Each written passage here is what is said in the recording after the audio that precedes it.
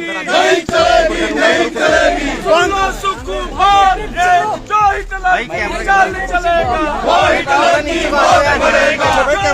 की चाल चलेगा, वो हिटलर की मौत मरेगा। मंत्रिमंडल के सैकड़ों संस्थान बंद किए जाने के मुद्दे पर विधानसभा सत्र के पहले दिन विपक्ष ने किया वॉकआउट। भाजपा विधायकों ने लगाए जो हिटलर की चाल चलेगा वो हिटलर की मौत मरेगा जैसे नारे। पूर्व सीएम जयराम के अनुसार बजट का प्रावधान किए जाने के साथ साथ फंक्शनल भी किए जा चुके थे। डिनोटिफाई किए गए सभी इंस्टीट्यूट। आईपीएस अधिकारी आरएस राणा की मौत के बावजूद आभार रैली में जश्न मनाने को बताया सुक्खू सरकार की संवेदनहीनता। बिना विधायकों की शपथ व कैबिनेट के पूर्व मंत्रिमंडल के फैसलों को बदलना बताया अलोकतांत्रिक। पूर्व सरकार द्वारा निकाली गई स्टाफ सिलेक्शन कमीशन की विभिन्न भर्तियों पर रोक लगाने को बताया बेरोजगारों से धोखा। मुख्यमंत्री सुखविंदर सुक्खू के अनुसार नेता प्रतिपक्ष जयराम ठाकुर को धर्मशाला में सेशन के पहले दिन दिया गया बोलने का पूरा मौका। सीएम ने बंद किए गए 590 संस्थान के लिए बजट व स्टाफ का प्रबंध न होने संबंधी अपनी स्टेटमेंट को जस्टिफाई किया। पत्रकारों से बातचीत में नेता प्रतिपक्ष के सवालों का भी जवाब दिया। पक्ष विपक्ष की नोकझोंक में गायब हुआ 10 दिन में ओपीएस की बहाली, महिलाओं को 1500 रुपए भत्ता तथा 1 लाख सरकारी नौकरियों का मुद्दा। गत 11 दिसंबर को हिमाचल के मुख्यमंत्री बने सुखविंदर सिंह सुक्खू की सरकार के पहले विधानसभा सत्र के पहले ही दिन बिना कैबिनेट सैकड़ों संस्थान बंद किए जाने के मुद्दे पर विपक्ष द्वारा भाजपा द्वारा वॉकआउट किया गया। वॉकआउट के दौरान विपक्षी विधायकों द्वारा नई सरकार के इस फैसले को अलोकतांत्रिक बताया गया और सीएम अथवा सरकार के खिलाफ गुंडागर्दी नहीं चलेगी और जो हिटलर की चाल चलेगा वो हिटलर की मौत मरेगा जैसे भड़काऊ नारे लगाए गए। पूर्व मुख्यमंत्री एवं नेता प्रतिपक्ष जयराम ठाकुर ने धर्मशाला व तपोवन विधानसभा परिसर में पत्रकारों से बातचीत करते हुए कहा कि बिना विधायकों की शपथ व मंत्रिमंडल के गठन के सुखविंदर सुक्खू सरकार को सैकड़ों ऑफिस व इंस्टीट्यूट बंद करने का कोई भी संवैधानिक व लोकतांत्रिक अधिकार नहीं है। कल मुख्यमंत्री द्वारा दिए गए इन संस्थानों के लिए बजट न होने संबंधी बयान पर कड़ी प्रतिक्रिया देते हुए उन्होंने कहा कि इन सभी इंस्टीट्यूट के लिए न केवल पूर्व सरकार द्वारा बजट का प्रोविजन किया गया था बल्कि कर्मचारियों की नियुक्ति कर इन्हें फंक्शनल भी किया गया था। उन्होंने कहा कि विधायकों की शपथ के लिए 25 दिन का समय लगाने व अब तक मंत्रिमंडल का गठन तक न कर पाने वाली वर्तमान प्रदेश सरकार द्वारा अपने चुनावी वादे पूरे किया जाना तो दूर, सूबे के सैकड़ों गाँव व कस्बों के आम लोगों से संस्थान छीने गए और पहली बार किसी सरकार ने लगभग पूरे फाइनेंशियल ईयर के विकास कार्य डिनोटिफाई कर देवभूमि में राज्य सरकार का कार्यकाल 5 से घटाकर 4 साल करने की रिवायत शुरू की है। कल धर्मशाला में कांग्रेस की आभार रैली के दौरान सुरक्षा व्यवस्था का जिम्मा देख रहे आईपीएस अधिकारी 4th रिजर्व बटालियन के कमांडेंट आरएस राणा की हार्ट अटैक से मृत्यु के बाद सुखविंदर सुक्खू सरकार द्वारा जश्न मनाए जाने अथवा रैली किए जाने को उन्होंने इस गवर्नमेंट की संवेदनहीनता करार दिया। पूर्व सीएम के कुछ समय बाद मुख्यमंत्री सुखविंदर सुक्खू ने भी पत्रकारों से बातचीत की और उनके कुछ सवालों के जवाब दिए। कल आभार रैली में बंद किए गए 590 संस्थान के लिए बजट न होने की अपनी बात को जस्टिफाई करते हुए सीएम ने कहा कि इन इंस्टीट्यूट में ना तो कर्मचारी थे और न ही इनके लिए सरकार द्वारा अलग से भर्तियां करवाई गई। उन्होंने कहा कि नेता प्रतिपक्ष जयराम ठाकुर को विधानसभा में अपनी बात रखने का पूरा समय दिया गया और आज पहले दिन सरकार अथवा विधानसभा के कुछ कामों में उन्होंने सहयोग भी किया। उन्होंने अगले 2 दिन विधानसभा सत्र सुचारू रूप से चलने व विपक्ष का सहयोग मिलने की भी उम्मीद जताई। गौरतलब है कि नई सरकार के इस पहले विधानसभा सत्र के पहले दिन जहां 590 के करीब बंद किए गए संस्थान को लेकर जबरदस्त हंगामा हुआ, वहीं सरकार बनने के 10 दिन के भीतर ओपीएस की बहाली, 1 लाख युवाओं को सरकारी नौकरियां व महिलाओं को 1500 रुपए मासिक भत्ता जैसे मुद्दे पक्ष विपक्ष के शोरगुल में आज लगभग गायब ही रहे। सत्ताधारी दल अथवा कांग्रेस से जुड़े लोग जहां इलेक्शन गारंटी के मुताबिक इन 3 वादों को पूरा करने के लिए मंत्रिमंडल के गठन की जरूरत बता रहे हैं, वहीं कानून के जानकारों के अनुसार यदि सीएम और डिप्टी सीएम 590 संस्थान बंद करने का डिसीजन ले सकते हैं तो उसी प्रोसेस के तहत ओपीएस नौकरियां व भत्ता जैसे चुनावी वादे भी 10 दिन के भीतर पूरे किए जा सकते थे। और एक तो ये विधानसभा का सत्र लगभग 24-25 दिन बाद यहाँ पर बुलाया गया है, जो कि आमतौर पर चुनाव के बाद जब सरकार का गठन होता है 1 सप्ताह या 10 दिन के अंदर अंदर विधानसभा का सत्र बुला लिया जाता है, जहाँ पर विधायकों की ओथ होती है। तो रिकॉर्डिंग कर रहा है। वर्तमान सरकार हिमाचल प्रदेश में विधानसभा के चुनाव के बाद विधानसभा के सत्र की डेट तय करने की परिस्थिति नहीं हो पा रही है, कैबिनेट का गठन करने की स्थिति में नहीं हो पा रही है। इन सारी बातों को लेकर आज विधानसभा के अंदर जब हमने सरकार से इस बात को पूछने का प्रयत्न किया कि ऐसी जल्दी क्या थी जो हिमाचल प्रदेश में आपने सैकड़ों इंस्टीट्यूट जो खुले थे, जो फंक्शनल थे, उनको तुरंत प्रभाव से बंद करने के आदेश कर दिए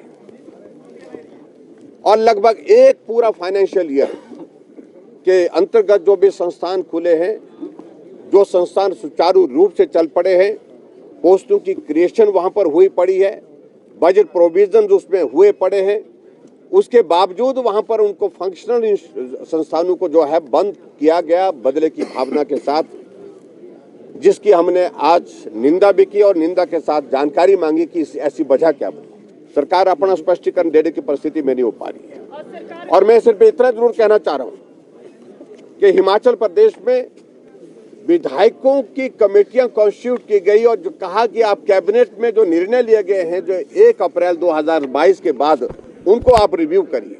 ये तमाशा बना दिया हिमाचल प्रदेश में, आज तक के इतिहास में कभी नहीं हुआ। कैबिनेट के निर्णय को रिव्यू करने की ताकत जो है कैबिनेट में ही है, उनको बदलने की ताकत भी कैबिनेट में ही है। लेकिन विधायकों की अभी शब्द उनकी आज हुई, लेकिन उन्होंने रिकमेंडेशन देनी शुरू कर दी और संस्थानों को बंद करने के लिए बातें कहनी शुरू कर दी और उनके कहने पर संस्थान बंद कर दिए गए। सैकड़ों संस्थान जो चले हुए बंद हो गए। और आपने इस बात को भी देखा होगा, हिमाचल के इतिहास में यह पहली बार 10 दिन के अंदर लोग सड़कों पर आ गए सरकार के खिलाफ। किसी का हॉस्पिटल खुला, पीएचसी खुली थी, इलाज चल रहा था, डॉक्टर बैठा था और डॉक्टर बैठने के बावजूद उसको ताला लगा दिए गए। वहां पर कई जगह बीडीओ ऑफिस, तहसील के ऑफिस खुले थे, सारे काम वहां पर जो व्यवस्थित ढंग से हो रहे थे, लेकिन उसके बावजूद वहां पर ताला लगा दिया गया। एसडीएम के दफ्तर, एसडीएम के दफ्तर में बैठ करके एसडीएम ने विधानसभा के चुनाव की सारी प्रक्रिया पूरी की, सर्टिफिकेट उनको दे दिया और जिसकी वजह से आज उन्होंने विधानसभा के अंदर शपथ ग्रहण की विधायक के नाते। वो संस्थान, वो भी एसडीएम का दफ्तर भी बंद कर दिया गया।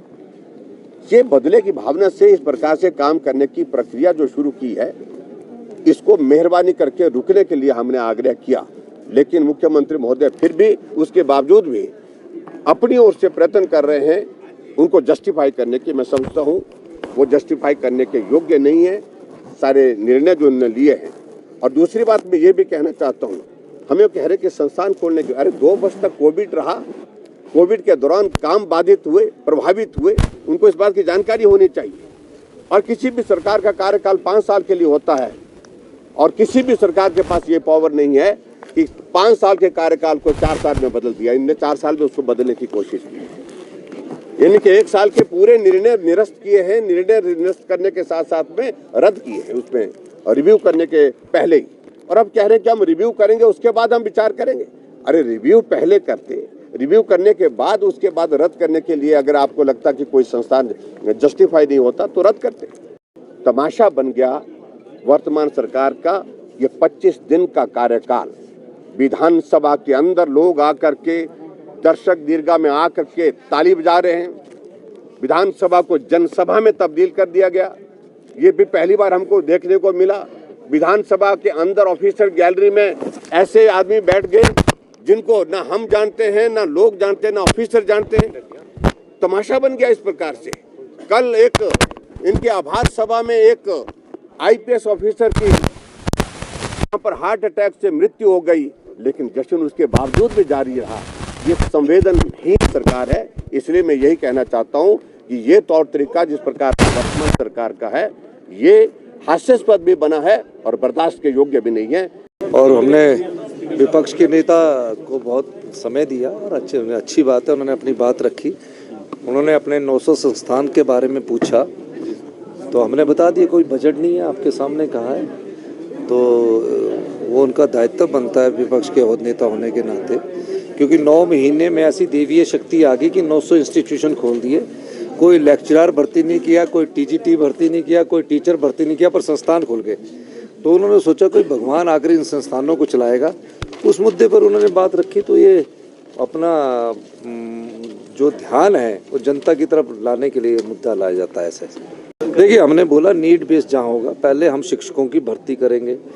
हम जहाँ सरकारी ऑफिस बंद किए गए वहाँ सरकारी कर्मचारियों की भर्ती करेंगे और बजट आने पर हम उसमें बजट का प्रावधान करेंगे। और जहाँ हिमाचल के लोगों की जरूरत होगी वहाँ उन संस्थानों पर पुनर्विचार करके मेरिट के आधार पर खोला जाएगा। सर, भर्तियों में जो घोटाला हुआ है, देखिए, मैं तो समझ नहीं पाया कि इतने संस्थान खोलने से पहले भर्तियाँ की जानी चाहिए थी। भर्तियाँ उनकी सारी स्टे है, हाई कोर्ट से लेकर सुप्रीम कोर्ट तक केस चल रहे हैं। और इस दृष्टिकोण से अगर वो अपना कार्य कर रहे हैं तो मेरा ये मानना है कि हमें पूरी तरह से अब सब प्रकार से बात लेकर आगे बढ़ना है और जहां कोई भी बच्चा, अगर एक भी बच्चा शिक्षा से वंचित नहीं रहेगा, हमारी सरकार का ये कटिबद्ध है इसके लिए। लेकिन अपनी संस्थाएं खोलकर भी 900 संस्थाएं खोलने के बाद भी जनता ने उन्हें विपक्ष में बैठा दिया, तो उन्हें अपने गृहवाह में झांकने की जरूरत है।